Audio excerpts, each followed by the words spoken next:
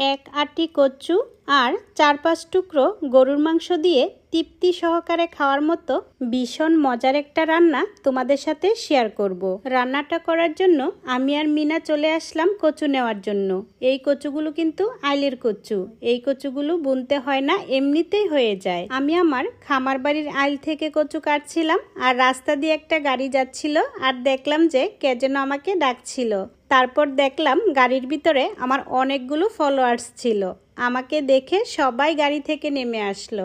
আর আমি একটা জিনিস খেয়াল করলাম, আমাকে কিন্তু ছোট বাচ্চারা অনেক বেশি পছন্দ করে। যারা যারা ঘুরতে আসে আমার বাড়িতে, আমার সাথে দেখা করতে আসে, তারা অনেকেই বলে তাদের বাচ্চারা নাকি বায়না করে আমার এই জায়গায় আসার জন্য। বাচ্চারা যে আমাকে এত বেশি ভালোবাসে, এই জিনিসটা আমার কাছে অনেক বেশি ভালো লাগে। আর আমার কাছেও বাচ্চাদেরকে অনেক বেশি ভালো লাগে। তোমরা হয়তো ভিডিওতে দেখো যে আমার সাথে অনেক বাচ্চারা থাকে প্রায় ভিডিওতে যখন তাদের স্কুল বন্ধ থাকে। আর আমার কাছে আমাদের বাড়ির সকল বাচ্চাদের ছোটখাটো বায়না আবদার এগুলো থাকে, আর এগুলো পূরণ করতেও আমার অনেক বেশি ভালো লাগে। এখন চলো রান্না বান্না করি। তো রান্না করার জন্য চুলায় আগুন ধরিয়ে একটা কড়াই বসিয়ে অল্প করে তেল দিয়ে দিলাম, সাথে কিছুটা গরুর চর্বি দিয়ে দিলাম আর 4-5 টুকরো গরুর মাংস দিয়ে তারপর ভালোভাবে ভেজে নিচ্ছি।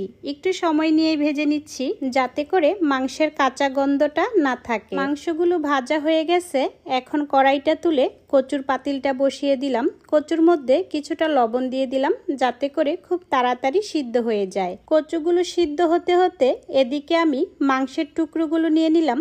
তারপর মাংসগুলো একদম কুচি কুচি করে নেব। আমি কিন্তু মাংসের মধ্যে কোনো মশলা ব্যবহার করিনি, শুধু অল্প পরিমাণে লবণ দিয়ে তেলের মধ্যে ভেজে নিয়েছিলাম। ইদানিং কিন্তু আমি রান্না করতে বসলেই অনেক ফ্রেন্ড ফলোয়ার আমার চলে আসে। কারণ হচ্ছে এখন ঈদের ছুটি, সবাই সবার বাড়িতে বেড়াতে যায়। আর আমাদের বাড়ির আশেপাশে যাদের আত্মীয়র বাসা তারা আসে, যার কারণে আমার বাড়িতে ঘুরতে আসে। এই জিনিসটা কিন্তু আমার কাছে খুবই ভালো লাগে।